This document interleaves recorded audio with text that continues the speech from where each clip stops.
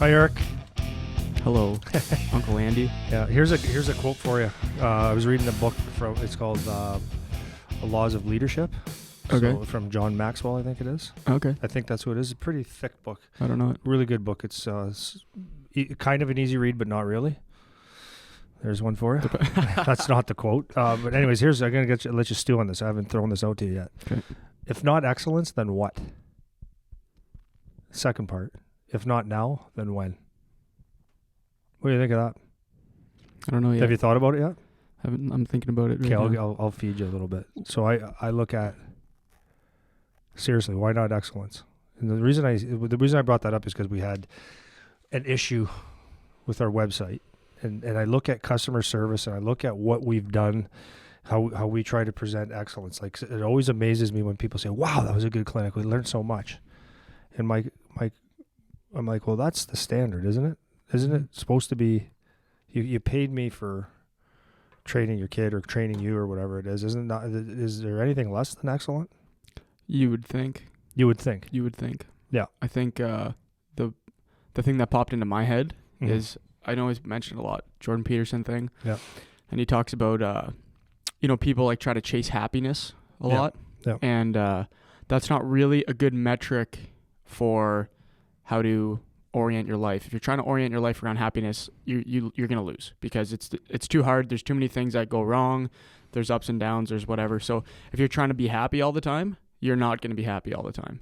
So that's a tough goal to have, as if that's your life drive is, I just want to achieve happiness. I understand, but I think it's, I understand why people say that, but I think it's not well defined in what they mean by happiness. So the way that Jordan Peterson puts it is having meaning, which is like doing the most difficult thing that you can do in whatever your domain is, because you have nothing better to do. And that's kind of what I thought about when you said that. If not excellence, then what? And that kind of goes along those same lines of, if you're not trying to achieve the most that you can achieve, or develop yourself in the best way that you can, then what are you doing? Right? And then when you're talking about if not now, then when, that's just an extension of that to me, where it's like, if you're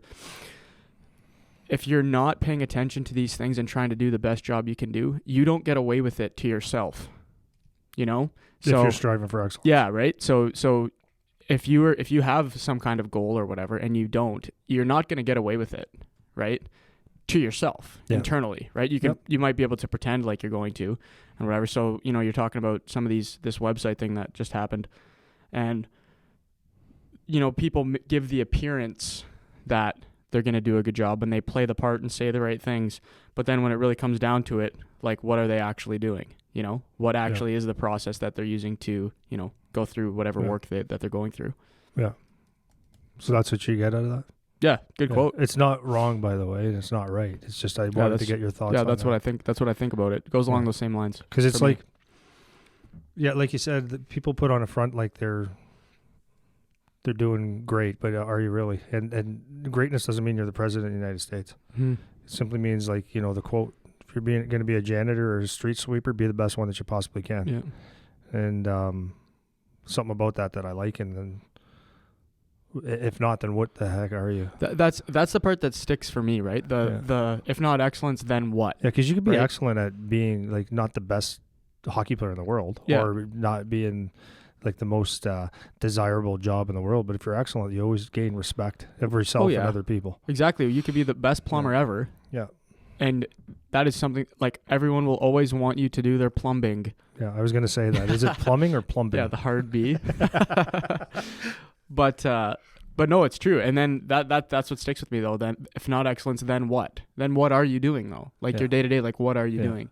And it's the strange thing, the hard thing that's for me to navigate with some people is some people don't have that. Some people don't have. I think is that basically what you and Dalton were talking about the other day, right? Remember, I asked that question. I said, it was yesterday morning. I saw it and I said, "What is it?" Remember, I said it was about a standard. Mm-hmm. Yeah, you're having your own standard. Like, what was it? Remember? I don't remember exactly what you said, but you were basically getting to we hold ourselves to a standard. You have a personal standard for yourself, and not everyone comes up with that standard. Not like some people just don't know any different. So the part of the conversation I remember we were talking, and I was saying how, if you play sports, if you play on a team, you learn when you're young to have a goal and to have something that you're striving for. And in the absence of that, you can tell the difference.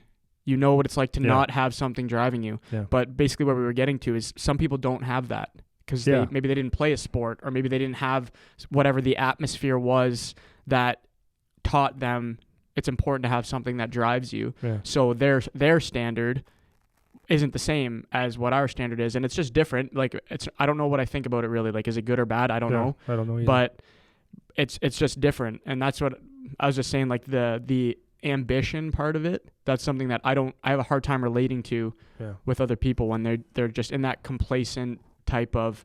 And even me talking about it like this, it makes it sound negative and bad, and I don't know if it is or not. No.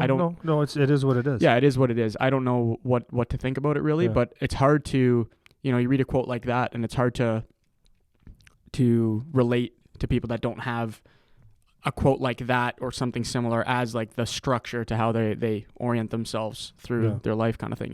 Yeah. So that's a long answer to a short question. Yeah, I know this is a hockey show, but it's so apparent. Like, I just get, I guess, owning a business, and like, I think maybe that's where it originated from, talking about in everyday life. I know what I want to bring to the table and what purpose, which we're going to talk about today, that I have. And it's like, okay, I take it very seriously, right? So like, if I'm in business, I've used this before, like if I have a restaurant and I don't have good food or the service wasn't good, I'll throw a couple out at you. I love when because I'm aware of it. Someone owns a business or someone's good at something. It just, you remember those people. And, for example, if you go buy clothes, say you buy a suit. I used to wear suits every now and then. Don't do it very much, but if you go to buy a suit or whatever, you go to buy something, and a salesman's just like, I need a blue suit, and they give you, here's a blue suit. And how does it look? Well, that's not really sales. It's not excellence. But when I go into a place and someone actually knows how to sell something, not greasy car salesman, blue suit, manipulative kind of stuff, a big tie on him that's bigger than his head. Yeah. I'm talking about someone that sits there and says, "Oh, well, what are you looking for?" And they ask a bunch of questions, and they make you think so that they can get what you want, and then they sell, and you might even, or many times you pay more, but you feel like at the end of the day that was good. Yeah. Right? Like, it was worth it. My friend Paul Liute, he's a insurance, don't want to call him a salesman, but he sells insurance and group benefits and stuff. And we sat down and talked about my life insurance and my family's life insurance, and it was so excellent. But he presents himself excellent all the time. Not like superior, but he's just intelligent. You can have an intelligent conversation with him all the time. He always presents things with a nice, not necessarily agreeable, but good facts. And at the end of it, you feel like, okay, this was real. Mm-hmm. But it was a good, I enjoyed buying life insurance, if that makes sense. Yeah, right. Now, on the other side, just, I would say, but this might have been 2 months ago, I got a haircut. No, I wanted to get a haircut. So this example was, I've been going to this place for a little while because I know the owner. You know the owner. And I went there, and it's like, you go into this place and they make you wait. Every time. Not because they're fairly busy, but they make you wait just to make you wait. So in my opinion, the 15 minutes, sometimes half an hour, sometimes 40 minutes, I sacrifice that time because it's my friend's business. So I'm like, all right, well, I'll deal with it. It's fine. But the last time I went in, and this was in the COVID thing, and there's different rules and stuff, so I booked an appointment. They do the online appointments. Fine. I ended up booking the wrong day, but I didn't know it. Because me with the computer is like, it's not healthy. So anyways, I booked, let's say it was Thursday, blah, blah, blah, at noon. So I went in Wednesday, right? Because I thought it was Thursday. Yeah. Who doesn't in this time? Yeah. So I walked in, and do you have an appointment? I said, yes. And she's cut my hair about 10 times. And it's always like, I'm bothering her to cut a hair. Like one time I got a mohawk. Like about a year and a half ago, got a mohawk. It was the sickest haircut. I love it. My wife won't let me have it anymore. But I love having the mohawk. But anyways, you think that would strike up a conversation? No. Like it was like, oh, like I'm 50 years old. Can I get a mohawk, please? And she's like, yeah, sure. Mohawk? Yeah. Okay. Not like, getting a mohawk. Yeah. What makes you want to get a mohawk? Yeah. You sure you want a mohawk? Yeah. And then I can explain how I'm not really a normal human. Right. Anyways, this time I come in, she goes, oh, you didn't book it for today. And I'm the only guy sitting there. There's 3 people that cut hair. So I'm like, I did. So she explained, no, it's for tomorrow. I said, oh. She goes, I said, so can you do it today? She goes, no, you could either come back after 4 today or tomorrow at noon. I'm like, there's no one else here. And it was like that blunt. Mm-hmm. So I said, you know what? I'm done. Because that's not excellence. It's like, now you're bugging me. Yeah. And so in my business and when we try to do something, even a normal conversation with somebody, I try to give my best. Try to be excellent. That makes sense. You have something to add to that? Because I'm done. No. A couple of things I was thinking of while you're talking is, so one, I think the problem becomes more complicated because I think you have to care about what you're doing. Yeah. Right. And if you don't care about what you're doing, really, like if you don't actually have a passion for what you're doing, which a lot of people don't, right? Most people that have whatever their job is, I don't actually know what the number would be, but I'm quite sure that a lot of people aren't doing exactly what they wanted to do maybe when they were a kid, or what they thought they would be doing, or what they truly wanted to do. And maybe they took a safe path, or they went into this business because their parents were, or whatever it was. So it's a lot harder to be excellent or really have that kind of give the kind of service that you're talking about if you don't really care about what you're doing. So that's the first problem. And then the second problem is, if there could be a situation like the haircut example you just gave where they actually don't have time for you, but there's a way to handle the situation. 100%. Right? And this kind of touches on the excellence though. Right. And this was the thing that happened with me with our website, because I do a bunch of that back end stuff, and I have a decent base of knowledge of what I'm doing, but when things get super complicated, I need help to solve some of these problems. Yeah. So I went with this company to get help, and I was just asking some questions because I actually know about some of the stuff, and they weren't explaining to my satisfaction, first of all, which as the customer, you should be explaining it to the person's satisfaction. I think we talked about it before, like ask why 5 times or whatever, and you should be able to answer. And that was something I was looking for. They didn't deliver it, and they were rude. Yeah, they were. Like, they were actually rude. And it was, so... You're bothering them, though. Well, that's what I mean. It's like, I paid you, though. Yeah. You know what I mean? Yeah, it's like, this is what your job is. Yeah, and but... you're mad at me for asking. But you didn't ask to do an excellent job. Yeah, exactly. You just paid. Yeah, exactly. Like, we did our part. Yeah. So it's those are the two things that sticking out from what you're talking about is like you actually need to care about what you're doing. And the thing too is like you can learn to a certain degree, I think anyways, to care about even things that you don't do or that you don't really care about. You can learn to do a good job at those things just because you should. Yeah. Right? Yeah. And we were talking about that a bit yesterday too. It's like, you know, there's times where you're going to have to do things that you don't like or don't want to do, but you should still do a good job anyways, just because that's the right thing to do. You know what I mean? And that's another piece. Like people don't have that, you know? Yeah. Okay. So you struck a chord here. Yeah. So this may or may not get a little elevated. Okay. Okay. So what I mean by that is my voice might raise. It might actually be inspirational. Mm-hmm. And it may not be. Okay. I'm just warning everybody. Okay. Yeah. You said a lot of people aren't in a job that they want or doing something that they want. Okay. So there's a study done several times. I read this just recently, the actual what people dream of being. I forget what book it is, whatever. But okay. So if you ask a kid when they're 13 years old, 12 years old, 10 years old, 8 years old, when they have zero knowledge, when they're just like looking at life and what do you want to be when you grow up? It's never going to be. And this is no detriment to anything. I want to be a janitor. Anyone ever say that? It's the top ones are like doctors, nurses, lawyers, actors, astronaut. You know, astronaut's actually number one. Yeah. Okay. And why do people do that? Why do people do that? Because they don't understand that there's going to be a lot of yuck. It's going to take there's a work, process. blah, blah, blah, blah, blah, all that stuff, right? But they never say something, I want to just be wow, I don't want to I'm never minimizing a job, but what I'm saying is they pick things. Teachers is another big one because they see it as a prestigious thing. Like, oh, I'd love to be a teacher. Maybe they see it as helping people or whatever. But my point is that when you say you don't have the job that you want, you make yourself, maybe you're unhappy. Okay. So as hockey players, you know what you want, right? So everyone that plays hockey wants to be a hockey player. Yep. So as we're talking today, it's going to be about purpose. Now, you have a purpose. And if you know what you want, why would you not do it excellent? You know what you want and you're doing it every day. It's the best thing in the world. Why wouldn't you do it hard? Why wouldn't that be Why does it have to be talking motivation and stuff all the time? Yeah, I think the thing that just popped into my head when you're talking about that is that quote, that Steve Ott quote that he always says, right? Like, people say they want it. Yeah. Everyone says they want it. You ask any kid that plays hockey, it's what do you want to do? Want to play in the NHL? Want to play for Team Canada? Want to win the Stanley Cup? Whatever it is. Okay. Do you actually want it though?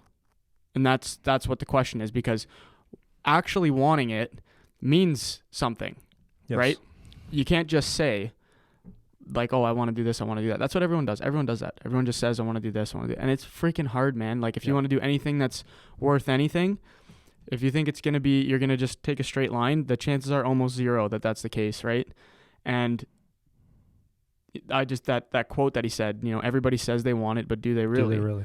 And that's what I think about. And for most of these people that, they're a kid and I want to be an astronaut. Like, do you know what it actually takes to be an astronaut? Like, it's insanity, the stuff that you have to do to be an astronaut, right? Yeah. And these are like the top tier of the top tier of the elite, like of the elite minds and people that you're going to come across, right? And when you're a kid, you don't know that. Right. And then you start to grow up a little bit. You start to go through the process and you realize like, oh, like I have to do that. I have to do this. Well, like and then the more realistic thing is that when someone tells me as their trainer or as their coach or someone that has influence, I guess, when they say I want to play in the NHL, I never ever look down and say, wow, that's hard, right? Because this is the biggest thing is with people is what the people do have dreams and have goals, and it's not that they can't do something. It's that what happens is you start getting beaten down early, right? They start getting beaten out that, wow, maybe you shouldn't dream so big. Maybe that's a little bit much. Whereas, why can't you be an astronaut? Or why can't you be a professional hockey player? Who says? Right. Who says you can't be a lawyer or a doctor or whatever? Who says that? But what happens is life beats you down. And this is more for the parents, right? Like when your kids have dreams and they have goals, they're starting from a fresh slate. Right? They don't know that it's not possible. Yeah. It actually is possible. So when kids are talking about doing something, I think it's important that there's the surrounding cast of parents and uncles. I mean, not everyone's going to care. Most people won't. But coaches and people that are influenced like us is to take that dream and to enhance it to see if that's actually something that they want. Yep. To find ways. So when they come across, let's say in your position where you're responsible for most of our business in a lot of the fitness area, when someone says, well, you recognize, let's just say you're doing squatting and we see a lot of issues are happening, and especially in a group of 4 to 8 kids. Someone comes in and they think they're going to work out hard, and they see someone their same age that's a little bit stronger, hairy armpits, they're a little bit stronger naturally or whatever. So all of a sudden, I can't squat because I got a sore back. Like, that's not a real thing. Maybe it's just an excuse. It's a way to start knocking yourself down and not achieving, right? So as a coach, you have to recognize little things like that and say, okay, well, let's start and talk them through it and give them a positive attitude to a positive outlook on how to attack this problem. Because all it is a problem. So you give them you can't give them confidence, but you give them tools to understand that this is a process and you're going to get there. I believe in you. Right. Right. And the more, man, so many people don't have that. Well, I remember, and first of all, just to throw this out there, I'm coming from a perspective where I didn't make it, right? Yeah. Like, I was one of those kids that said, I want to play in the NHL until I was... I didn't make it either, right? Yeah, right? And so we're guys that did a lot of the right things, most of the right things, whatever, and maybe it was a bad bounce or bad timing or no guidance or whatever the reason was. Yeah, or weren't good enough. Yeah, or just weren't good enough, right? And so I'm not sitting here saying like, oh, you better listen to what I say because I made it, because I didn't make it. Yeah. But I'm just pointing out that you need to understand that there is a process, right? Yeah. And one of the things my dad used to always say to me, because you're talking about you don't want to beat the kids down and if they have a dream or whatever. And one of the things my dad used to say to me, because my dad was great in terms of like supporting the goal kind of thing. My dad was a like hard ass about it, but he was in that way he was great because he never once said you can't do it or you shouldn't or you should think of something else or have he did sometimes say have a backup plan, I guess, but he didn't really emphasize that so much. The focus was always kind of like, do what you're doing, keep doing what you're doing, work towards what you want. Yeah. And one of the things he would say to me is, well, somebody has to make it. Yep. Right? Because someone does have to make it. And that was one of the things it was a nice driver for me as a kid because he would acknowledge, hey, this is actually really hard. Like, if you think it's going to be easy, it's not. But somebody does have to make it. Yeah. Like, somebody gets picked. There's, what is there, 750 contracts in the NHL? Yeah, a little more because there's more teams, but yeah, roughly. So let's say 850. Yeah, like that. That's not a lot. In the world. Yeah. Right? Yeah. Like, if you think you're getting one of those, you probably aren't. Yeah. But somebody needs to get Someone's going to get it. Right? So that was the kind of the way, I think, from my dad, and that worked well for me. That was a way that he would balance that, where he would say, okay, you want to do this? This is really hard. Show me that you're going to do what it takes to get there on a day-to-day basis and understand how difficult it is. But there's a chance that you can make it because someone has to make it, you know? And that was a way that he would frame it, which is nice. But the other thing too is that he would focus on like the process part of it. Like I said, the day-to-day. What are you doing? Are you practicing every day? Like, another thing he would say is, every day you don't practice. Like, there's somebody, like some kid somewhere that's practicing. Yeah. You said these things are grilled into my brain because when I was a kid. Truisms, right? Yeah, right? So that's just a good way to frame it without, kind of beating the kid down or whatever. Yeah. So. Yeah. No, it's awesome. All right. We got that part done. Yeah. Yeah. I think that's, that was kind of interesting. Yeah. Good quote to start it off with. That's no, it's good. And I think for a lot of the parents, a lot of the kids probably may not understand that, a lot of it, maybe parts of it. But I think for parents, I think it's a good thing is just be there for your kids. Let them dream. Let them have goals. Support them. That's the number one thing. Yeah. Support them. Well, you mentioned earlier our slogan at PowerTech, right? Train with a purpose. Yeah. And whether you're a player, parent, coach, whatever, what you need to do is you need to define what that means. Like, what does the purpose mean to you? So, like, for us, we use that in our business because we do things a certain way. Yeah, we use that. I want to be clear about that, though, because I think if you look at Nike, like the slogan means a lot to me. Like, it's not just train with a purpose, like 4 words. Train with a 4 words, 1 consonant. Yeah. It's not just that. It's not just train with a purpose because it sounds cool. It means everything to me. Like, my lip actually quivered there, but it wasn't because I got cold for a second. Yeah. It looked like I might have been crying that much, but that's not what it was. But like, if you look at Nike, just do it. Just do it. That sounds pretty cool, but it actually means something. When that guy was putting his business together, and it's like, just do it. Like, and it's real simple, right? Just do it. Like, just grab these shoes and just do it. He was probably building his business, and he probably was at the point, like, how am I going to do this? I'm selling these shoes in the back of my trunk, which he was actually doing. And he probably questioned, just do it. You know, and it's something that actually makes sense. When you wake up in the morning and you're contemplating maybe getting a workout in, or eating properly, whatever the next task is supposed to be, just do it actually means a ton. So train with a purpose means everything to me, because it goes at a multiple layers. It goes for me, it goes for it goes for my customers, the parents, everything that I do is with a purpose, with the training. So when I look at train with a purpose, what does that actually mean for our business? Well, my business means I'm a firm believer that I just don't, that I earn, that I get paid on results.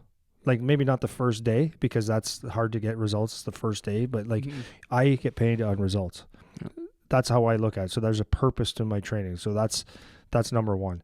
Number two, there's a purpose for you coming to me. What is your purpose? Because if I don't know what your purpose is, then it's really hard to help, right? My purpose, but my greater purpose is, and I always thought it was hockey when I started my hockey business.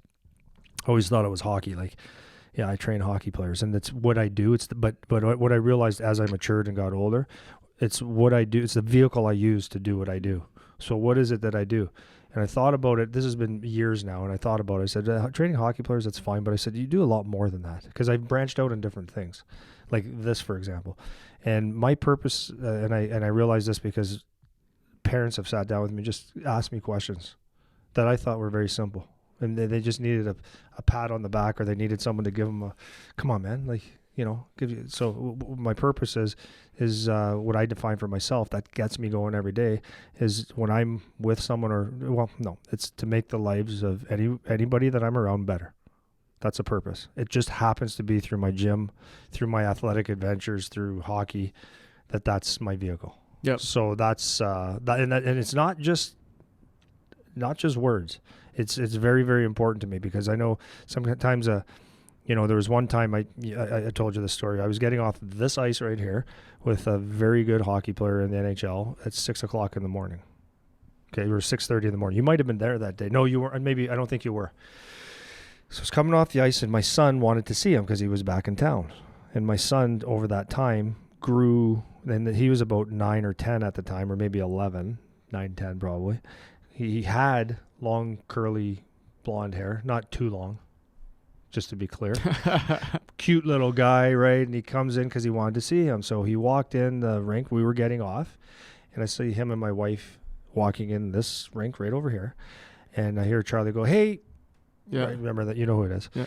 And this player didn't recognize him right away, and he just looked at him and said, "Hey," and he walked by. And then my son goes, "Hey, Dad." So that player looks back, oh, "Hey, Charlie, how are you, buddy?" So he was nice to him because he's my son, and he I didn't recognize you. And it bothered me. It bothered me because, yeah, you play in the NHL. So what? Yeah. Like, not so what for the fact from you. I know what it took to get there. But so what? You play in the NHL, and a little kid that came to see you, he got up early just to see you. And you didn't, despite it was my kid, or in spite, which I forget which one it is. Whatever, right? You decided that it wasn't important enough to say, "Hey, how you doing?" and just fluff his hair a little bit and say, "How you doing, kid?" And then realize that would have went a lot better. To any kid. That's my point. Any kid, any person. Yeah. So when I say with a purpose, that's where I feel like, because I don't think I'm anything special at all, but like locally, there's a lot of people that recognize me, and I remember being at restaurants and my family going, how would they know? I've been in the States. Hey, Andy. Hey, how you doing? Like I would never just say, "Hey." Yeah. It's always, "Hey, how are you? Like, nice to see you." Like, I don't want to have time for everybody all the time. Right. But there's a point where you have to, because after that interaction, how are they going to walk away? Right. So that's with a purpose. Maybe that person looks up to me. Yeah. If I didn't give him the time, really? Yeah. Why? Who am I? Yeah. Well, and what happens is when you have that, when you have something that is driving you like that, or you have it clearly defined, like you want to leave people in a better state than you found them in when after they talk to you or whatever. So I do, and it might not matter to other people. Right. In fact, a lot of people probably don't care and think that way, but I do. Well, and that's my purpose. That's my slogan. That's my reason. But that's how I get up every day. Exactly. And what through COVID. Yeah.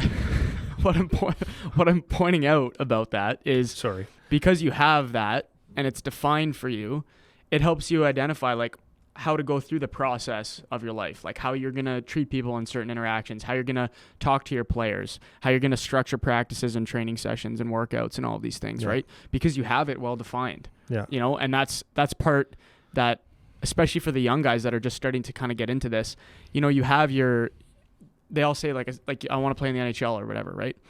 And if that's your purpose, that's fine. If you want to use that as your vehicle, that's fine. But you need to also take the next step and identify, what does that mean now? If that's what your purpose is, what does that mean you need to do on a daily basis, weekly basis to structure that so that you have some kind of process to follow for yourself, right? Yeah.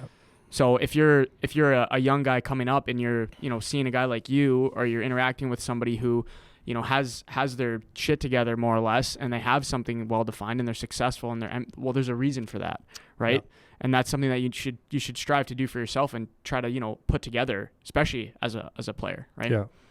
Yeah. And the other thing is, like, even our it's funny. I was going to use the word employees, which I'd never use.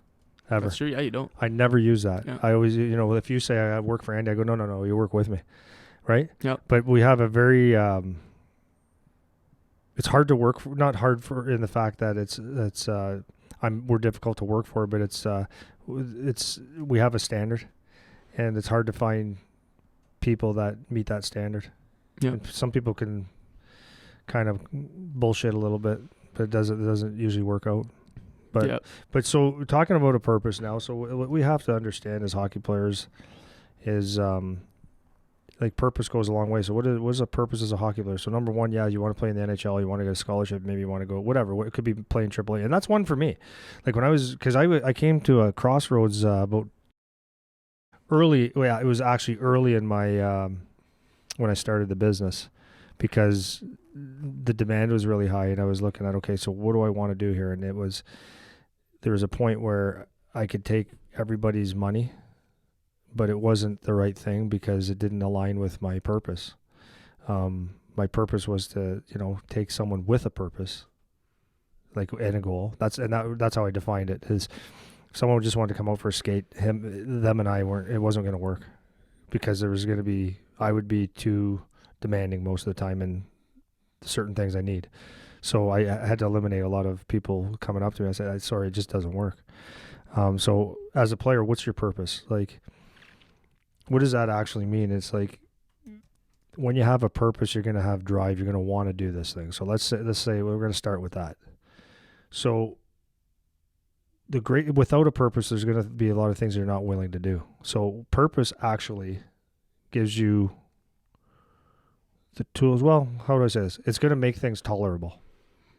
So because every day, like you said, or we said earlier, being an astronaut, it's okay. Once you understand that it's just not easy, is that actually a goal or a dream or a purpose? If it is, you're going to do things that other people aren't willing to do.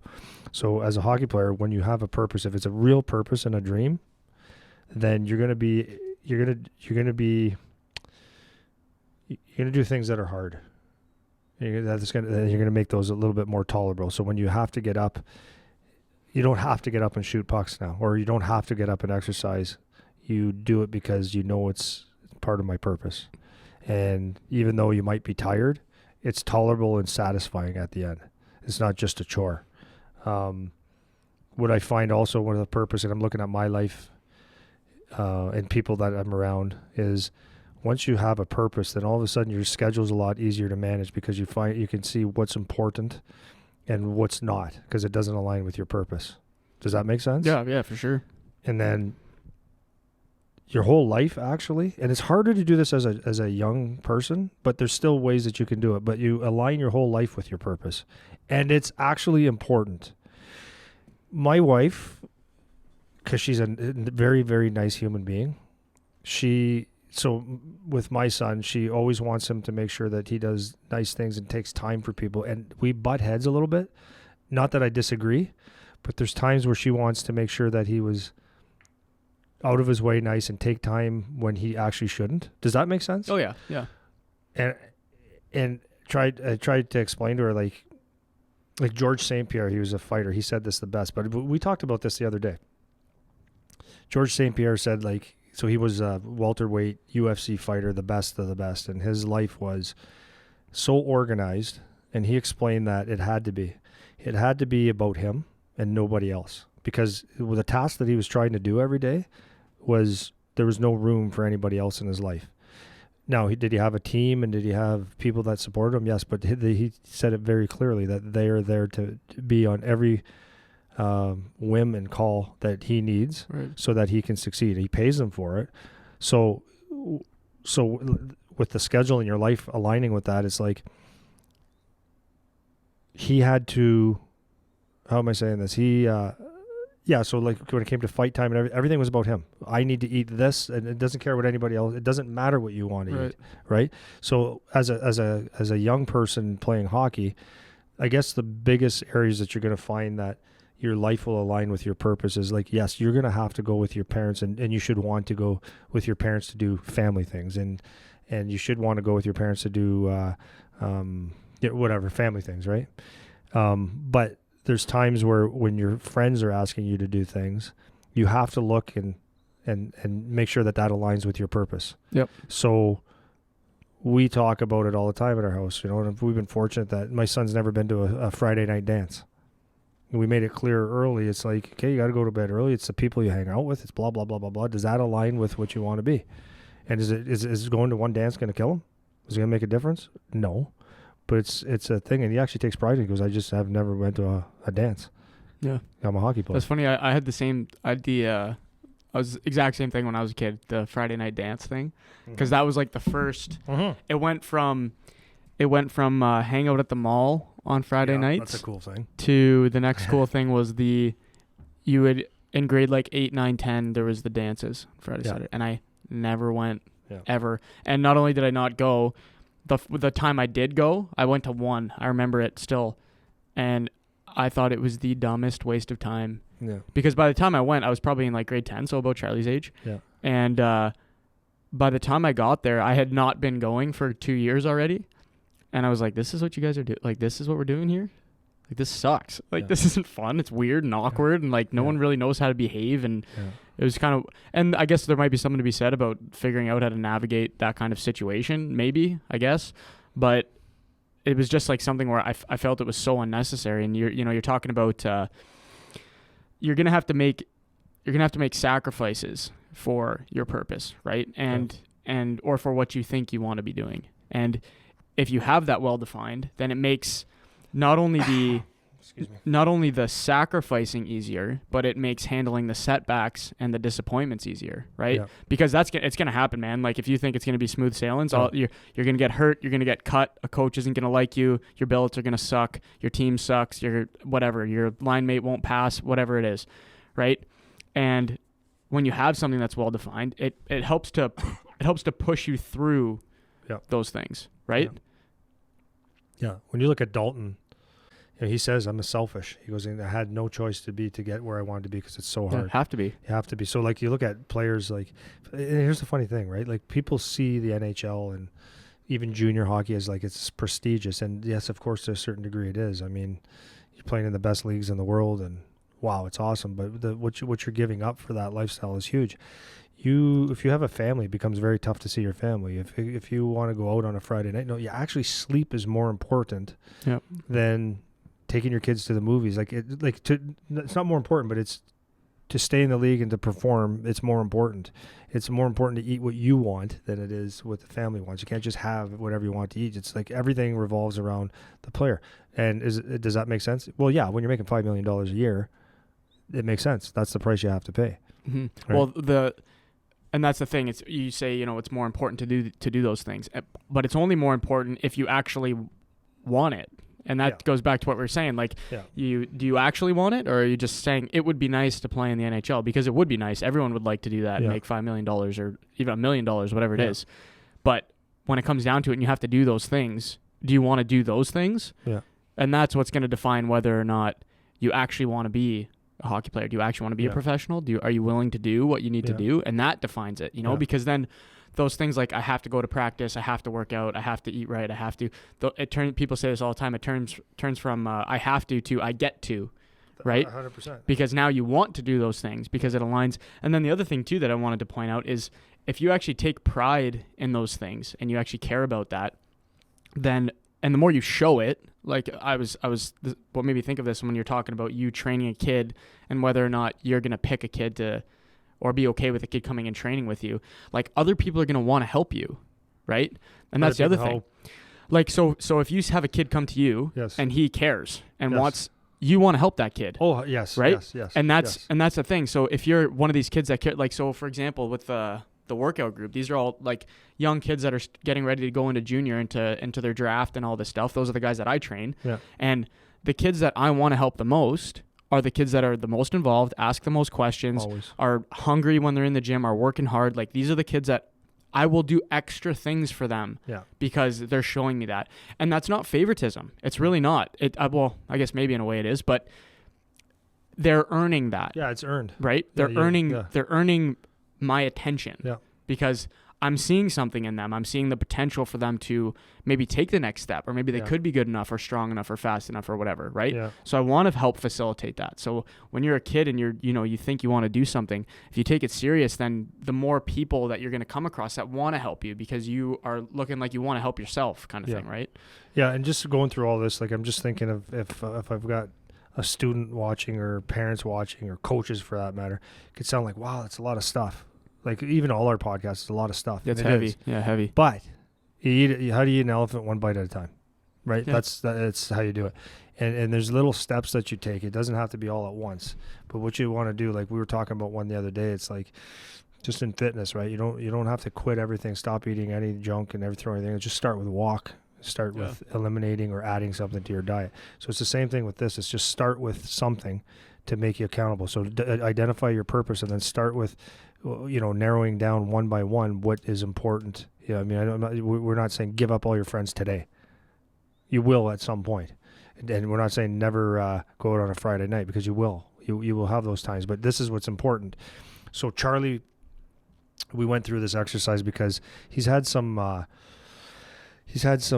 people reach out to him and stuff, and it's like he's becoming very real to him that this is there's a very high possibility that something good might happen in hockey. So as we're talking about that, the light clicked. He said, okay, I got to get, because I said to him, I said, Charlie, you realize like how fast this is happening? And we gave him a time frame of when he could be moving from home. When he seriously. could be, like it's sad to me but anyways, we're talking months. And the light went on for him, and I said, like, you see why, I've always given you little tidbits of stuff. I threw a lot of mud on the wall, but some of it's stuck. And you have, and Dalton has, and Zach has, and like the people that were surround him, and give him a lot of stuff, and you kind of realize like, okay, now I'm kind of close now.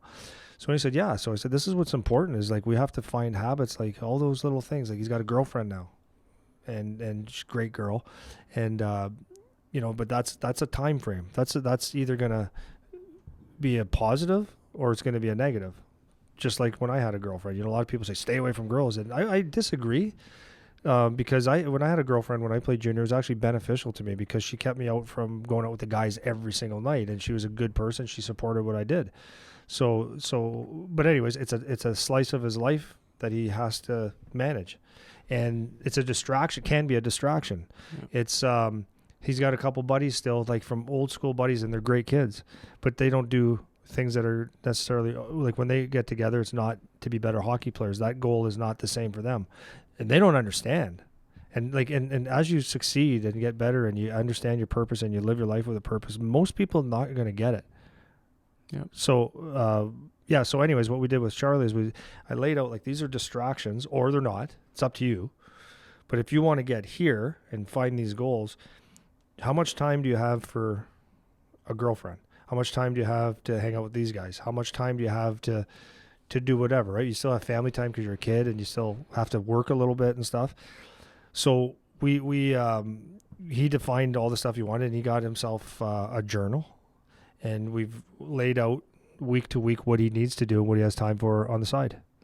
And it's made his life actually not harder, made it simpler. Yeah.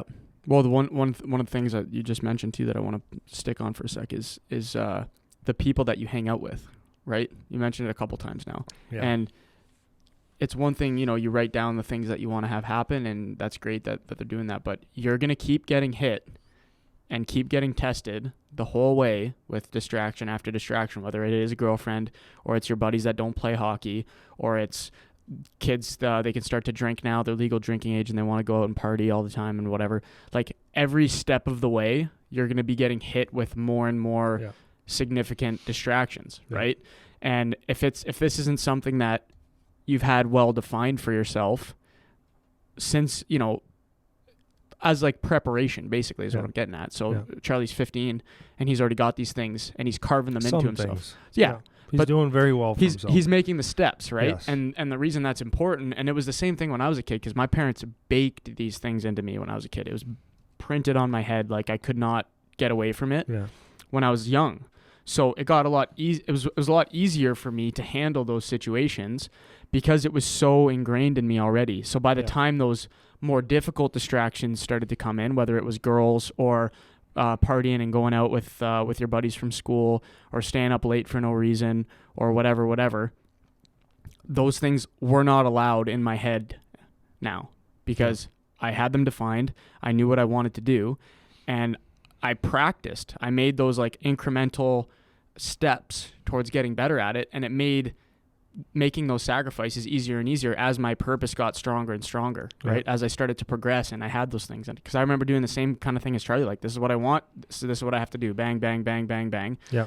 And the thing too is, like I said at the start, you still might not make it. It still may not work out for you, but we led off the podcast talking about excellence and having a purpose and all this stuff. And you'll be far better off in whatever you end up doing, even if it's not hockey, because you have that practice now, because you learned how to do those things. Yeah, right? 100%. And you want to take your best swing. Yeah. Yeah, right? Seriously, you want to take your best swing at this thing. Yeah, for sure. Yeah. So the friends thing. So it's like, so how do you manage it? Like for kids, it might be hard to understand. Like, what am I managing? How do I keep in line with my purpose? Well, it just starts with like habits and stuff like that. So I just wrote a couple of things down. Like, you just have to be aware of what you want to do with your life, right? So what are things that you have to, like little things that you have to do? It's like eating, right? It's got to align with your purpose. And this is a big one. Like even my family, I was telling my wife, I said, I just want to trim up just a little bit. I just want to, like, I know how to manage my eating to the point where it's like, it's so easy and it's so healthy and it's what I enjoy and stuff. So, and then she'll throw it. I'm not being negative. It's just being a human being. She goes, well, yeah, you got to live a little bit too. And I said, but I am living. Mm-hmm. But like, see, my purpose and my goal is this, and having this and this here and there, it just doesn't align. I don't like it. Yep. So can you beat it? Like leave my house? Go get your own house? No.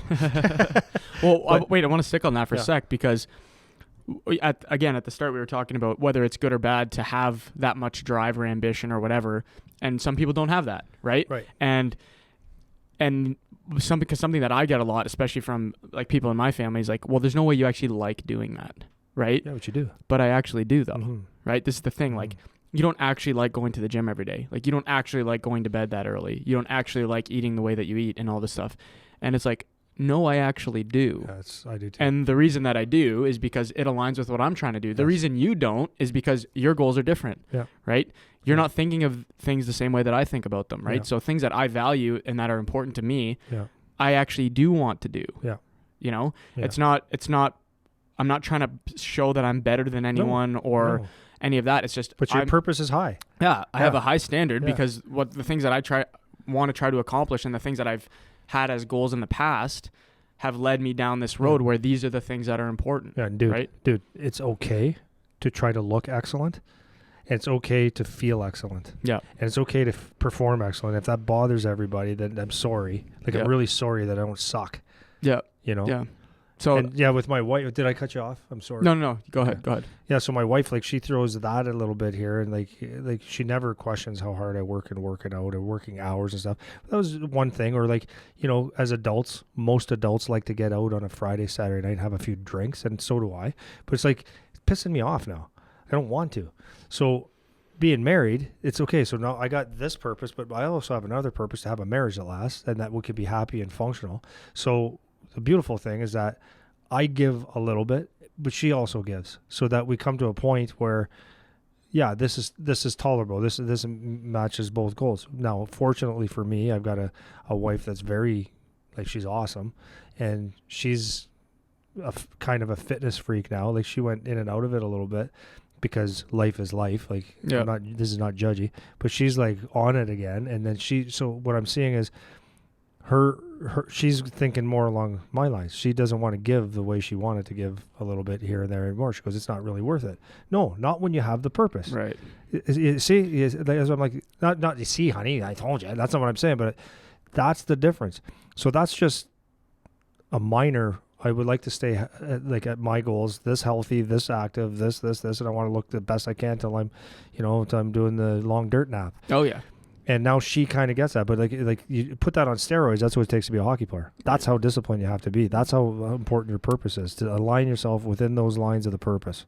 Yeah, and well, it takes. I think the biggest thing that you need to be able to do that, whether it's a relationship or hockey or whatever, is it takes a level of self-awareness, right? And that's something that you need to constantly be self-evaluating, right, and analyzing what you're doing in order to, because then how do you tell if you're off track or not, right?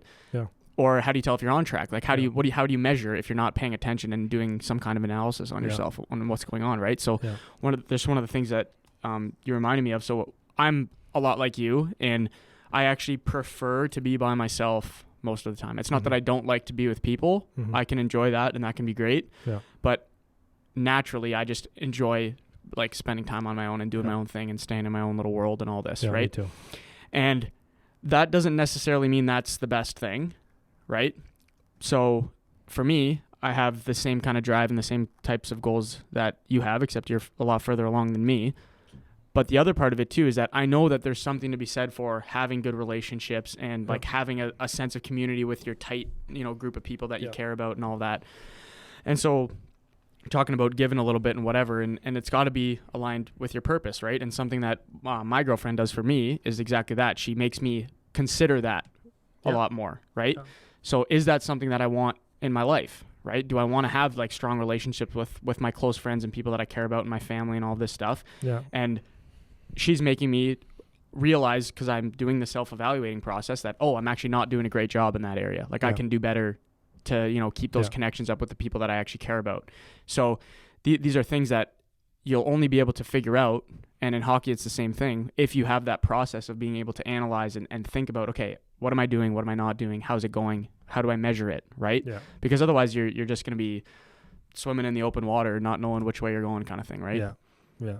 Yeah. And 100%. And so it spills into a lot of different areas, right? So like I said before, it's not like you eat an elephant one bite at a time. It'll get eaten. Take a while, but it'll get eaten, but you make progress. So what are areas that you can evaluate if you're staying in line with your purpose? Well, okay, so basically what you're trying to do, if you're trying to attain a goal like this of playing in the National Hockey League and making the steps forward, there's little things that you have to be aware of every day. It's like eating. Okay, are you eating to eat? Because here's what happens, right? When you go out with your buddies at lunchtime, let's say and you're in high school, a lot of the kids will go to the pizza joint and grab a slice. Another guy will go to the diner, will go to the coffee shop to eat the sugar shit, and that doesn't align with where you want to be. So you're different already, right? So you have to ask yourself, am I eating to perform or am I eating to be social? Like, and there's a time and a place, right? But if I'm eating this crap today, is it going to benefit me? Is it going to help me along my goals? It's sleeping. I mean, this is one, I want to talk one day just about we're going to, actually maybe the next time we get on here, we're going to list out all the benefits of sleeping, the medicine of sleeping. But sleep, it's, there's a point where you just know you need to go to bed to perform. Mm-hmm. So again, you got your buddies, right? Or it could be your parents, could be anything. People want to stay up and watch whatever they watch on TV. But basically we know that after about 9:00, the things that you're doing of value are going to start diminishing immensely. So are you sleeping for performance? Then kids might not understand that, but parents, you got to help with that. And because if you don't, you're just not going to perform well. So, and it's a habit. Like once you start traveling and stuff, you're going to realize how sleeping is going to affect your life. If you're with your buddies and they want to play video games or horse around till 2 a.m, it's not going to help you. Is it going to happen? Yes. And I know my kid's going to screw up, and he has screwed up, if I want to call it that. And he's going to make some big mistakes along the way, but it's just important to understand, okay, that is a detriment to my future. It doesn't align with my goals. And why is that? Why did this happen? Oh, I was with these people, and these people, they don't have the same thing as me. So it's just never going to be what I want. I can still like these people, but when I'm with them, I'm getting away from all the things that make me work towards my goal. And when I get off my goal, like for example, it's so crazy. My wife, to get me to go on a vacation for 2 days, you've seen this, it's like pulling teeth, because it gets me out of all my routines. I got a best life. My life is a vacation, sort of. Mm-hmm. And for her to get me away, it's like, I don't eat right, I don't sleep right, I don't work out, I don't have, I'm not building my dream, but it's necessary to do that stuff too. Yeah. Anyways, the other thing is your mind, right? Because you know that you have to do your workouts and stuff. Like I don't like harping on that too much. You got to do your workouts and stuff, but again, if you're with the wrong people, or if you have your mind's not right, then you're gonna get off track and you're not gonna get your goals done, because you're going to find excuses or reasons. But when you really tighten up what your purpose is and start evaluating the little things that you do every day, and I don't care if you're 12, 13, 14, because it is what it is. Yep. The more that you can tighten that up and be, I was just thinking, people call it obsessive. You're obsessive. Because I get that. You know that. Oh, I get that, man. Yeah. I'm obsessive with my business. I'm obsessive with what the things that I want to get done in my life. But yeah, you're obsessive. Mm-hmm. No one's making the NHL by not being obsessive about it. You don't just happen to get there. Yeah, maybe there's a guy or two, but I don't think so. Yeah, you have to be obsessive. Yeah. To do this. So like, so parents, if you see your kids being obsessive about it, like, that's actually part of the deal. Yeah. Well, the touching on that, the obsessive part of it is when you've had something that you've really understood that you have to go all in on it to get it, right? Mm-hmm. And so for me, hockey was the thing, right? If I want to do anything with hockey, I need to be all in on it, right? Yeah. And I went all in on it, and it didn't work. Mm-hmm. But now I have that ability to go all in. So now I don't do things unless I'm all in, Yeah. right? Because I have that drive where I want it to be as good as it can be. Yeah. Doesn't matter what I'm doing. Yeah. So I'll just not do the thing, or I'm doing it completely, right? And people call that, like the extreme obsessive and whatever. But like no one ever did anything great without doing that. I don't know anyone. I don't know one example, like one notable example of someone who just kind of happened upon this amazing situation, unless there's some silver spoon, dad gave him the business or mom gave him the whatever, right? So that's the one part. And then the other part you were talking about before is who you're around and all this stuff. It's creating that environment where you're constantly reminded about it, right? And that's something that, especially as a kid, you can start to do now. Like this might maybe the last thing before we get off of the players, but create that environment where maybe you have a journal. Like you go into your room and you have things on the walls that remind you of what you're doing, right? You have your environment set up so that no matter what you do, you're thinking about it. It's something that's in your head all the time, because then that is where you're going to start to develop that self-awareness, because you're going to be doing something you shouldn't be doing. And then because of the way you set your environment up, you'll be reminded. Yeah. Right. And then you can start to kind of self-reflect and see, oh yeah, I forgot that, whatever. You have a poster of your favorite player up in your room, right? And you've been playing video games for 4 hours. Yeah. And then you turn around and you see the poster. It's like, oh, well, this isn't really what I should be doing for that, you know? And that's something that you can start to do like now as a player, to just create an environment in the best way that you can, because you're just a kid. You don't have a lot of control over things in your life, but what you can control, try to, you know? Yeah. What you see every day is what's at the forefront of your mind, right? Yeah. Yeah. So sticking with some player stuff, this is something I think is important. So we're talking about purpose. So as a player, there's one thing to go to the gym and work out. There's another thing to go to the gym with a purpose and work on something specifically. There's one thing to go to a practice and go to a practice. Yeah, that's cool. But it's another level when you go to a practice with an absolute perfect purpose of one or two things that you want to get better at that you can focus on. There's one thing to go to bed and go to sleep, but going to bed and fueling your body the right way and all that stuff with a purpose, like making decisions that are better. So that we could take that even deeper and deeper, right? So there's one thing to, like, let's say we're going to a practice and we have two intentions in that practice. I say that to Charlie all the time. So what are we working on today, John? And he's like, first few times he's like, practice. I go, no, what do you want to work on? What do you think you need to get better on? Because that's the only way that you and I are going to get better, is if you actually focus on something. So that every time, okay, so what do you think you need? Because I think I need more speed. I said, how are you going to do that? Well, every time I get the puck, I'm going to go absolutely as fast as I can, with the puck on my stick. Okay, so there's one. What else? Shooting. He goes, okay, what are you going to do? I'm going to shoot at that, bottom whatever corner. I will not miss today. That's my intentions. Now your practice is a whole different thing. Now you're not just doing drills. Yep. Now you're doing it with, okay, got the puck somewhere, I got to go. Then all of a sudden that becomes an automatic skill that you never have to think about again. All of a sudden, that shooting with a purpose, you're shooting to score every single time. You're not just shooting like most kids do in practice. They get it on net, whatever happens, right? There's no direct purpose. So that's a big difference. When you go to the gym, are you working out with a purpose, or are you just doing whatever if you have a trainer, if you got your buddies that you're going, are you doing what they're doing? Mm-hmm. Do you need speed? Do you need power? Do you need to get leaner? Do you need to get bigger? Do you need to get stronger? What is the purpose, and how are you going to do it? So this is the whole difference. Now all of a sudden you're taking a skill that you're working on, hockey skill, and you shrink it down to practice or whatever, and you narrow your purpose down to something so small, and a skill ends up getting mastered. But now all of a sudden that becomes automatic in a game. That puck is on your stick. As I said, I've worked on speed with the puck in the neutral zone so much that it's automatic now. I get it and I go. And that is a habit. You don't just skate fast because it's actually a thought process. Oh yeah. It's taking a winger taking pucks off the wall. People don't practice that a lot, right? People practice all the fancy stuff, the shot, the big skill, like what we call the big skills, but actually those aren't the ones that happen. Like when you're coming out of your own end as a winger, How many times in a game do you get a pass straight on the stick while you're open? Yeah. Not 0. much. Yeah. Maybe you get a couple. Yeah, maybe a couple. But most of them are going to be coming a rim off the wall, slow, one that you don't want to have because a D's pinching down on you, or 2 or 3 people on. How are you going to get the puck out now? How are you going to receive a bad pass in a game, which happens quite often? Are they always on the tape? We preach that we want it on the tape, but are they always on the tape? No, a lot of them are behind you, in your skates, way ahead of you, up in the air.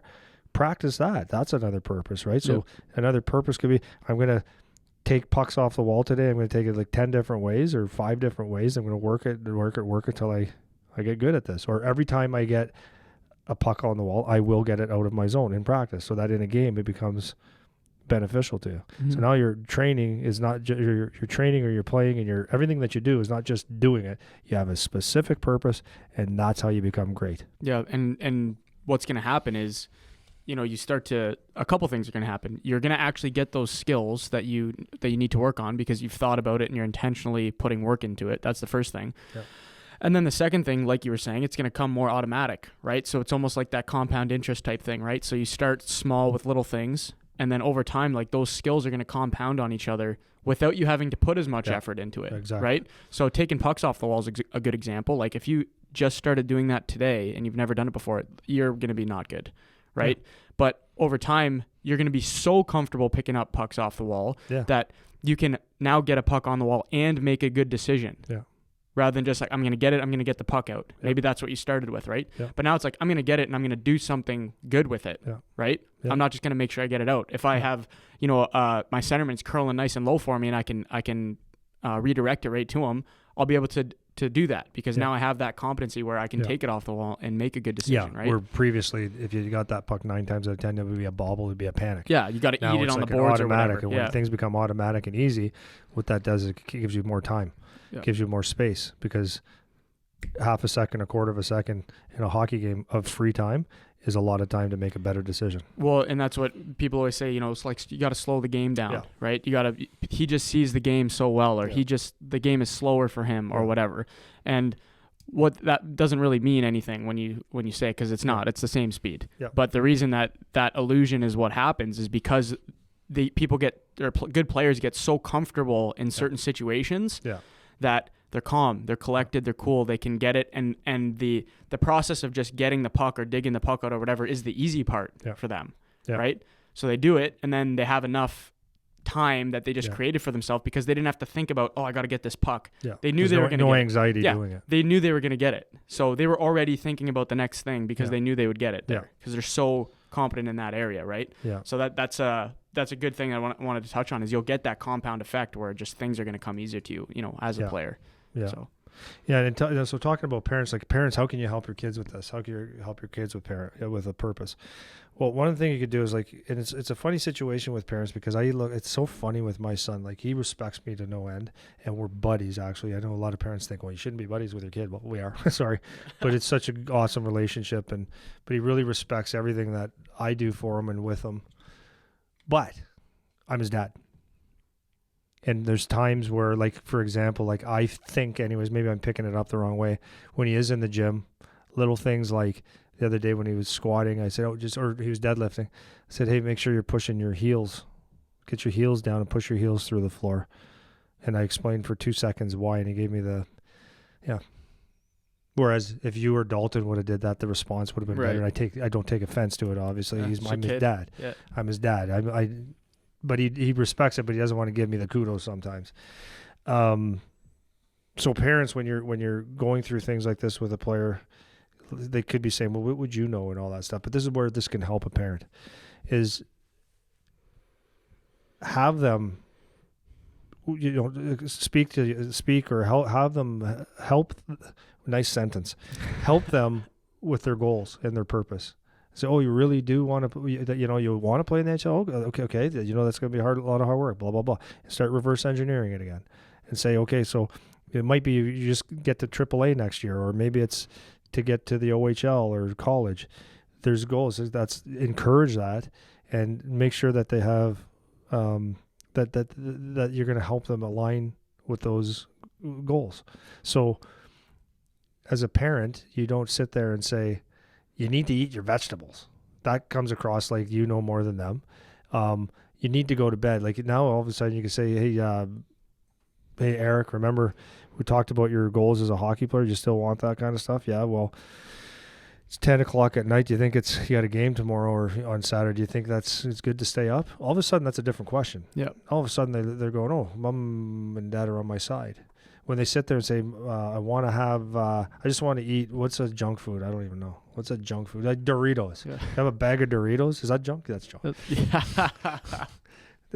A bag of Doritos, and I want Kraft dinner for dinner. For American listeners, we call it macaroni and cheese, I think. We call it Kraft dinner. It's better. But all of a sudden you can put that on their plate now and say, listen, is that really going to help you fuel? Or you can cut the portion, but you have something that you can help them with and align their goals with, and you're on the same team now. Right. Yeah. Well, there's two layers of that I want to pull back for the parents. So basically the first thing is, so if you're mom or dad, one thing I would like to point out, sorry if you're offended by this, is you probably don't know how to help your kid. And like technically with hockey things, right? So you might, maybe you do, but it's unlikely. So just take that and understand that about yourself, first of all, that you probably don't have the best advice to give from a hockey perspective, right? Probably fitness too. Right. So that's one thing. So kind of stay in your lane for a bit, because the kid at a certain age, especially when they're 15, 16, whatever, they probably know actually more than you about the sport, about the workouts, about whatever, unless you're an exception where you're a parent that really works out and has played high level hockey or whatever, or right? sports, like a different sport. Right, exactly. So that's the first thing. So what you should try to do as the parent at first is, to some degree, try to inform yourself a bit. So you have some context in what you're talking about. Don't just go dictating to your kid what they should and shouldn't be doing when you really have no context for what they should or shouldn't be doing. Yeah. So seek out good information, like talking to people like yourself or whoever you think is reputable in the industry that can help you maybe give some better advice. That's the first thing. And then the second thing that you pointed out without actually saying it is you need to ask good questions. Ask your kid good questions, right? And this is something you can do even if you know nothing about anything they're doing, right? So something that you were saying you do with Charlie, and you could tell him, you could do the dictating role, and you don't. But something is like, you're saying he's going to practice. What are you working on today? Yeah. Oh, okay. Like, what do you think you need to work on today? Yeah. Oh, how come how's that going to help? Yeah. Whatever. And you're starting to just get the gears moving. So even if you know nothing about hockey, you don't know what they need to work on, and you don't need to know what the best way to work on it is. You're making them think about it, right? You're making them try to process it and get the gears moving in line with what they're saying they're trying to do, right? Yeah. So if you see, like, people have a general idea of, even if you know nothing about nutrition, people have a general idea about things that you should and shouldn't eat, basically, right? And if you see your kid is constantly eating crap and snacking all day and keeps going back and forth to the fridge and all this stuff, ask him a good question. Be like, oh, like, are you hungry? Like, do you want to eat? You want to make something right now? Or like, what? I see you've gone back and forth to the cupboard like 3-4 times, whatever, right? Yeah. And you're not saying, hey, stop snacking and eating junk, you loser. Like, that's not. Your ass is starting to look like a bag of nickels. You know what I mean? Because then they get that resistance, like you were talking about with Chooch when you're correcting the deadlift or whatever. Yeah. And he's like, okay, mom, like, okay, dad, whatever. Yeah. But like you said, you're creating that dynamic when you're kind of on the same team, right? Yeah. So those are like the two layers I pulled out of what you're saying anyways. Is try to inform yourself a bit as a parent if you can, and then ask your kid good questions so you can get the gears going in their own brain about it, right? Yeah. Another thing that a parent can do, like something I do, is not this part, but I always, I backdoor. No, it's just because it's part of my life. Like I said, when I go and buy something at a store, I'm studying how are they treating me, how excellent are they. And I've told Charlie, this might offend people, but ever since Charlie was a young guy, when someone would talk to us, I'd say, so what'd you get out of that one?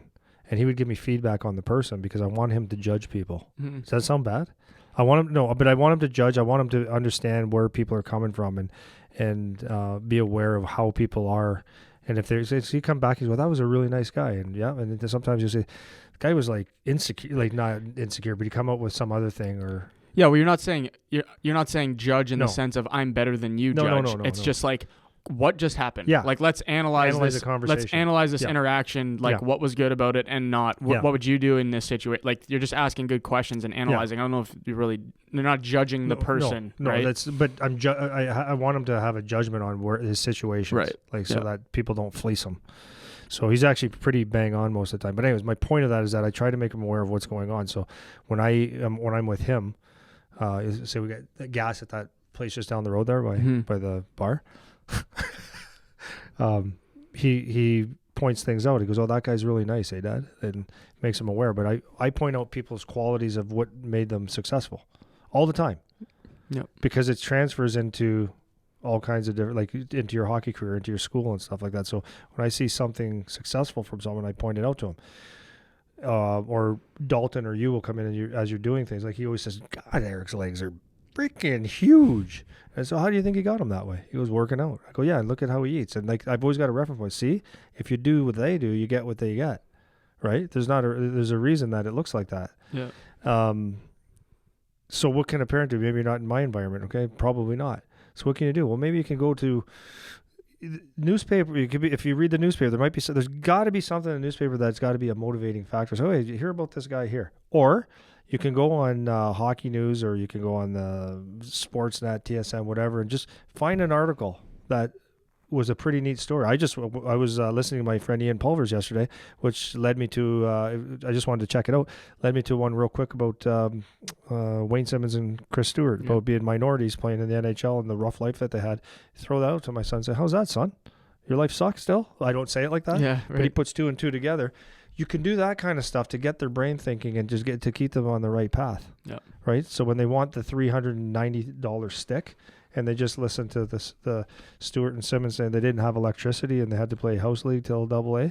I'm not saying that's relevant, but it could be. It's a factor. It's a factor, Yeah. right? So the kids can have some perspective. Also, the perspective on that to me is like, oh, not everybody, like, because people talk about how tough, like hockey's a tough sport. You want to be tough. I can't wait to get my first fight and stuff. Okay, so would you like to? You sure you want to fight? You want to fight that guy that in that video that just said I had to make it? So if you're going to fight for a puck with him in the corner and he hasn't really had a good meal in a while, or he's living in a house with electricity and he wants that puck, do you want it more than him? Mm-hmm. Because if you're living in a really nice house and you get a nice meals and everything's nice and you got your Lululemon this and your Lululemon that and your hockey everything and your matching bag and your purse and whatever it is you have, you're going to go in a corner of a guy that doesn't have electricity? Yeah. Are you ready to go? Because Right. that's what you're going to face Yep. over and over and over again. So they want that puck because their life actually depends on it, not because they would like to be good at hockey. Oh, yeah. And you can, as a parent, like, you should shed some light on that. And it's, it's a tricky thing because that takes some self-awareness on your part. You know what I mean? When you're mom and dad. Yeah. And that's why that can be tricky. Like, you need to be aware also of what your situation is, right? And that's a hard thing. So, if you go into, like you said, going to the corner with a kid that actually wants the puck, let's see if your kid actually wants the puck. Yeah. Right. And that's what ends up happening. It happens all over the ice, every game, every situation. Like, that's what's going to happen. Yeah. You want to fight that guy? That guy will whack you in the head with his stick and not care. Because it's a different purpose. It's a totally different mindset. Like, I would like to play in the NHL. I have to make it so I can help my family. Yeah. And it's not just words. Yeah. Yeah. So and that might be an extreme example, but that's something that you, as a parent, you should be trying to, like you said, get the gears going. So your kid is thinking about this stuff, right? Yeah. They're understanding what those limitations might be and how they can get around that and work through it, kind of thing, right? Yeah. So I loved seeing that yesterday. I love seeing there's a lot of layers to that when I saw that interview with Chris Stewart and Wayne Simmons, because it's deep, man. Like, these guys, first of all, they played hockey. They loved hockey. One quit because he couldn't afford it. Thought he was doing his parents a favor. And just they didn't make excuses. They didn't know the difference. They just played hockey because they loved hockey, but they literally wanted to do this because they like Simmons said that. He goes, I had to make it. I had no freaking choice. Wow. That's awesome. Yeah, that's a different place to be. Yeah, but you can put yourself in that place. Yep. Like, if that's the thing with the purpose, if you want this thing bad enough, because I look back, like, people always say, how many people have asked me, how did you not play in the NHL? Because I played with the best of the best. And it's like, when I was going through it, I wasn't mentally mature enough to look at it and say, okay, you got to fix this and this. I just didn't have that part. But looking back at it, like, wow, if you really want, I didn't do things because I obviously didn't want it bad enough. Yep. I let things get away. And if it was strong enough, yeah, like, or if you're mentally strong enough, or if the purpose is big enough, you find a way. Yeah. You find a way. Because I always say this about my business. I've said it about everything, pretty much everything good in my life came from something bad or negative or shit. Yeah, I agree. You it was the same for me. And like the highest, I played college. That's the highest level I played. And same thing. Like you didn't make it for me. Like it took me a while. Like I played the pity party with myself for a long time, where it was like, oh, this didn't happen. I didn't get this break, and I didn't have guidance on this, and whatever. But at the end of the day, it's like, well, yeah, but there were things that you could have done that you didn't do, right? Yeah. And you just weren't good enough, man. Sorry. Yeah. And those things that the best lessons that I learned, or the most meaningful lessons that I learned, like you just said, is the things that were hard, the situations that were tough. Yeah. And like tough is relative, right? Relative to what you know. 100%. But the things that were tough for me, like the difficult situations that I went through that were really, really hard to manage. Yeah. That's where you learn the most valuable things. I remember being in business, and it was like, okay, this is like not quite a few. It was like 10 years ago. It was 0809. The housing market in the States, anyway, everything around here was just crashing like crazy. And it was like, okay, I have to figure out, like, it was bad. I had debt because I had a whole bunch of equipment and building and all this stuff. I was sitting there going, I have to find a way to bring money in, not just bring it in, but bring it in and still create value, and a lot, in a very short period of time. And I was like, I don't know how I'm going to do this, but I changed my thinking to, okay, how are you going to do this? Because you have to, or else bad things. No choice. Happen. And guess what happened? Figured it out. My business went from here, which was good, went to here, and then when I solved that problem, it went to here. Yeah. And then it's like watching a heart rate. That's how you solve problems. You get better. Yeah. Not just like a little bit, a lot, because you're tougher, stronger, more experienced. Yeah. Well, it's not the straight line. It's not the straight line process ever. Like if you think that's what you're getting, the nice steady slope up, you're not getting it, man. No. And that's how your hockey career is going to be. Like, I'll just take a kid that's getting drafted this year, or someone that's in the NHL that a 21-year-old or 22 years old. Let's just take that path. Most likely they were really good in AAA hockey, and they were rated fairly high. And then they went to the OHL, or let's say the OHL. We'll go that route. They go to the OHL and they think that they're going to be great, and that goes like this. And now that's a decision time. Am I going to work out of that? Or am I going to have a pity party? Or am I going to figure out, okay, I got to practice hard to ask the coach some questions, blah, blah, blah, blah, blah, and muck through it for that year. And then all of a sudden the next year comes and it's a little higher. And then they get a few more goals and stuff, and it starts to go high. So let's just say we're peaking here for the 3-4 years of junior. All of a sudden you get drafted to the NHL. Oh, it's another high. This is great. I got drafted to the NHL, but now you got to figure out how to get yourself out of the American League, or get there now. Getting there is like another big one, but that's the biggest jump you've ever made. Now it's about... Now you're getting there, you get nice, and then it's the emotions and all that stuff, and then all of a sudden it's figuring out. And if you can get there and stay there, then what a mountain, and you've gone from here to here. But it's a process, and you just have to understand it. Yeah, that it's going to suck, it's going to be ugly, but that's why the purpose and everything that you do is so important. Every decision that you make, not like every decision make or break it, but every decision you make has actual value. Yeah, so when someone says, well, just come out Friday night and just say hi and stay out. You leave by 11 or 12. It's fine. Well, it's actually not, okay? It's not for me to get here. You're here, or maybe not even here, but this is where I am now. This is where I want to be. It's important for me to get there, and this night's sleep is more important than you actually think. Yeah. Sorry, I don't want to hang out with you. Yeah. I'm sorry. And talk about your shit. See how emotional I get? Oh, yeah. Well, no, but it's true, man. Like, there's only... You don't understand me. You only, like, it was, who was it that you were talking to? I think it was Derek Lanoux. Yeah. Doctor now, played for Spitfires, Memorial Cup guy. He was talking about, his own story and whatever. And one of the things he said is, like, you don't always get a redo. No, that's right. Right? You don't always get a redo. And the I Friday, wish I did. Oh, man. Several times. And me too. Same thing. But you don't. The Friday night downtown, Yeah. or the Friday night party or the Saturday night with your buddies or golfing during the day on Wednesday and missing your workout. And like, those are things that are going to come again. Yeah. You know, there's always going to be a round of golf with your buddies. There's always going to be a Friday night party to go to. Those things are just going to keep coming and keep coming. You know, one of the things that I would always say to people when I was old enough to go out now is, you know, some of the like younger guys on the team playing junior, they would ask like, oh yeah, like how is it? Is it a great time? Like whatever. I was like, it can be fun. Yeah. But it's also the exact same thing every time. Yeah. Right? Yeah. So if I don't go to this one, if I come to the next one, it's the same as the one before. Yeah. Right? You get redos on those. Yeah. But in those crunch time years when you're, and it's unfortunate in a way because the kids are so young, but you're in those crunch time years that are going to make or break you, and you're not going to always get a redo. Yeah. Right?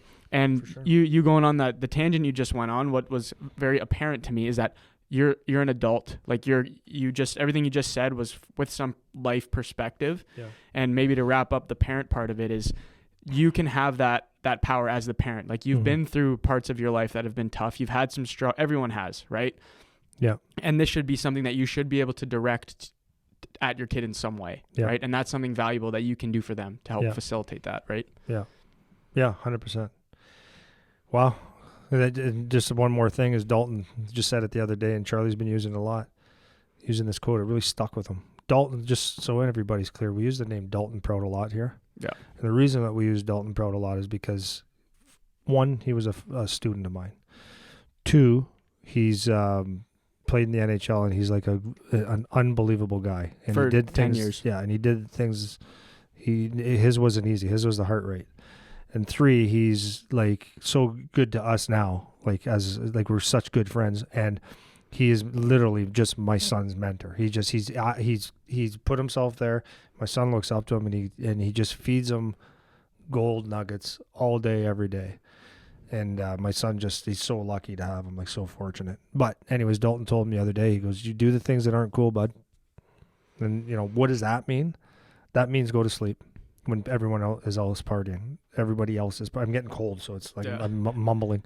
Everyone else is partying, right? It's shoot your pucks when everybody else thinks that Friday night dance is better. It's not all the time, but you pick your spots and eat the proper food when everybody else. You know, it sounds jerky, but eliminate the people that are not benefiting you, because later on you're gonna reap the benefits. Go to the gym or go for a run. Honestly, people, just thinking about how people, like if your average 52-year-old guy was to follow me around all day, they'd go, okay, he's actually insane. Right? Who on Christmas Day? On Burpee Day.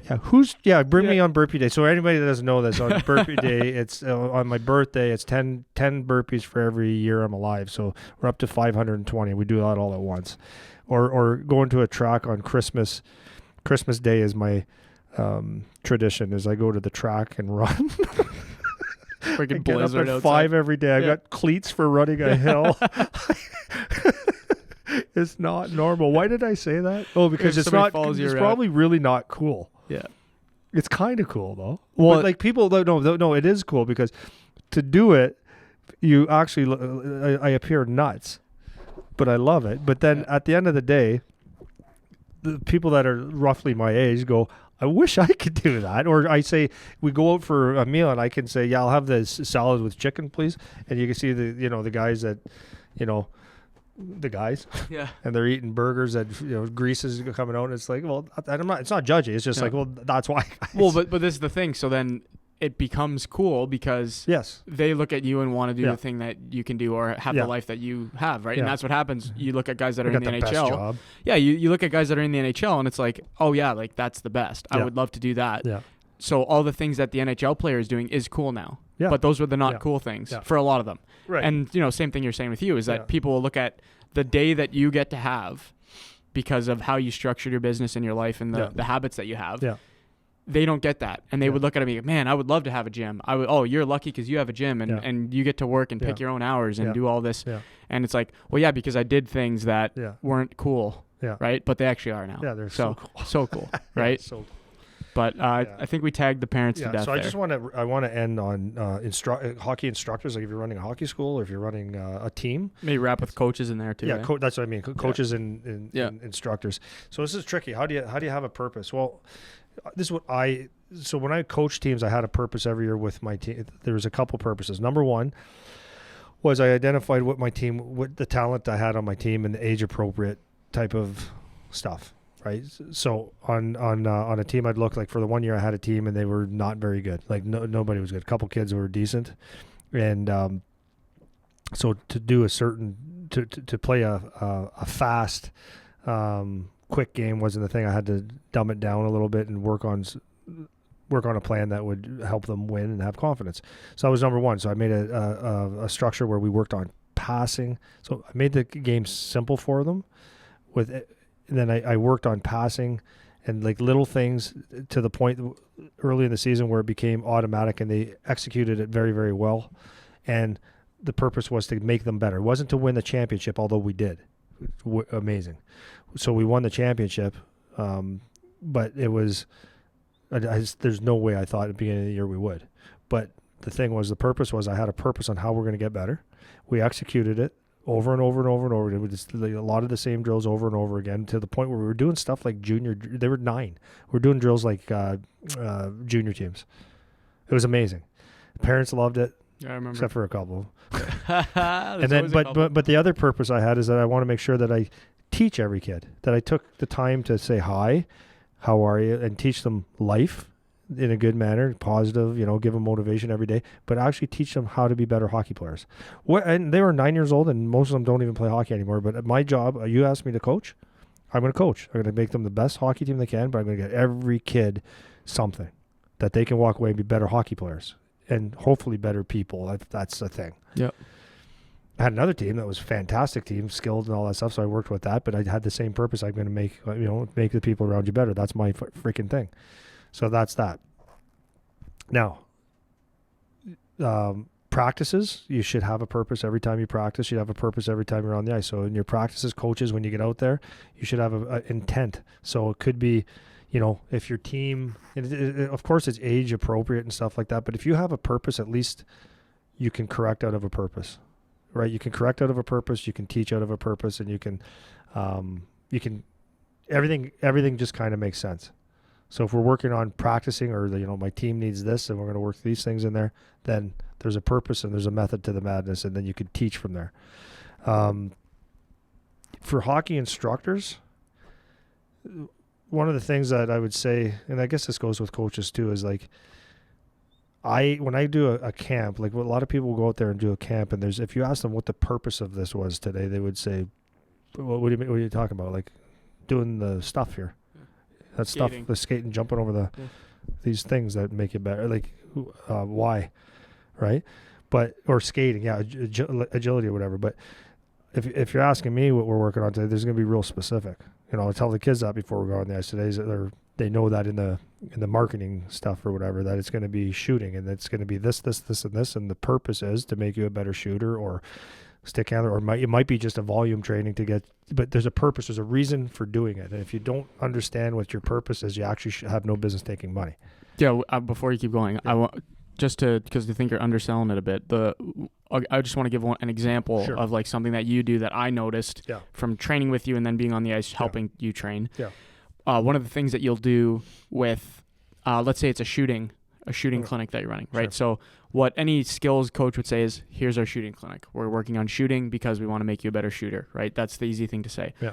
But what you do is you talk about, you almost individualize it to, or you separate it at least to what position the kid is playing and something that's actually applicable to a game situation, right? Yeah. So one of my favorite drills that you do is you'll have some kind of through the neutral zone, whatever, they get a shot, and then you put another puck in the corner, forward will pick it up. Yeah. And a forward move is you're going to couple quick turns in the corner, like you're trying to shake a guy, and then bust to the net for a shot. Whereas the D come in, they pick it up, and they open up to the blue line, come across, shot, one-timer, whatever, right? And you're always harping on like the little things like guys trying to get the puck off quick if you're a D, right? Yeah. Or hit the net if you're Eyes up, yeah, head right, up, exactly. hands in front of you, If push you're on the stick.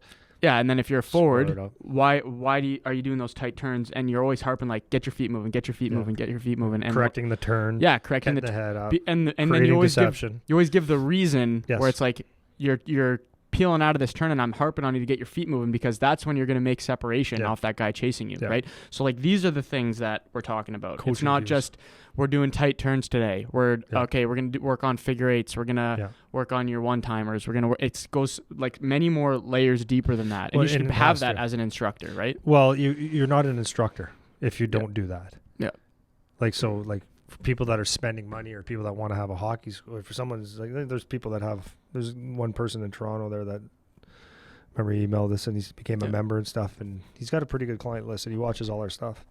Says it's great. I said, but that's what you have to be if you're an instructor. If you're an instructor and you're not getting detailed, like actual details, unless they're like 6 and you're doing general, like 6 to 8 and you're doing general stuff, skills, that's fine. There's no reason to go to one anyways.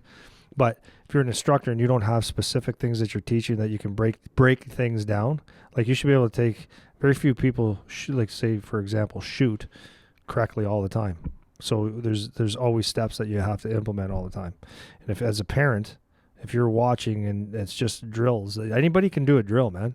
Mm-hmm. That's why people say, "Is it okay if I take notes at your session?" I go, "Yeah, it's fine." Or, "Hey, Andy, I'm not going to lie to you. I was watching your videos. I'm using some of your stuff." I go, yeah, it's good. But the thing is that drills are just drills. Yeah. You could take my fanciest drills or Eric Wellwood when we do our stuff. We could do our drills. Everybody's got the same drills. It's what you're teaching in between that make it relevant, right? Like, so for example, let's just say a neutral zone drill. Like hopefully people can picture this. There's neutral zone, and it's going a pass to a D to D, and 2 guys are curling on a 2-on-0. Simple? Yeah. So seems simple, but it's actually not. What actually happens here? How's the puck come off from the first guy? Are the feet moving? Is it a good pass? Is the pass off balance or is it in balance? Can you make another play from it? That's number 1. D gets the puck. Are their eyes up? Are their feet moving? Are their hands positioned? Are they following through? Are they working together? Or are they separating themselves? Are they hinging? Are they not? Are you presenting the puck the right way? Okay, so let's say it goes D to D and everything's good. Forwards, are we creating lanes? Are we getting deep and wide enough? Are we creating good angles? Can you read what the other guy's doing? Does one guy stay out high because of whatever situation? Does one guy cut to the middle? Is the pass good? Once the puck is on the stick and you go on that 2-on-0, let's say, are we driving to the net hard? Do we let that up? Do the D jump into the play, or they just watch the play from the rest of the time? When the puck's on your stick, are you going for a rebound? That's 1 3-second drill. Yeah. And there's a hell of a lot more to that, because now we can start correcting the shooting, the passing, the skating, the stopping, the recoveries, positioning. Yeah. Did you beaver tap it, or did you, hey, I'm open, talk? Like, I mean, there's so many things. And if you're just running a drill, parents should see this. If that's what's going on, you've wasted your time. Yeah. You wasted your money. Yeah, you got some ice. Big deal. Mm-hmm. When if you get 10 guys on the ice and you do the same thing. Yeah, and if you're paying for an instructor, like you're doing a specific camp, or you're doing, because it's one thing, that's what makes me want to puke, right? Oh yeah, well if you're a minor hockey coach, right? Like a lot of time it's dad, he has a job, he's not the most acceptable. He's not the most educated on hockey technical things and whatever, that makes sense. But if you're presenting yourself as an instructor, as a hockey instructor, like a specialty, right? And people are paying you for the service, and you can't, it goes back to the 5 why thing, right? Like, I can ask you why, and we'll get buried in a conversation for an hour because we can keep taking layers off and keep going, right? Yeah. And if the person that you're skating with, or that's teaching your kid or whatever, and they can't do that, then you're paying, you're wasting time, wasting money, and whatever. And like you said, I wouldn't pay $1. Yeah, because you can go get ice anywhere. Anyone can run drills, like you said. Go to right? YouTube. Yeah.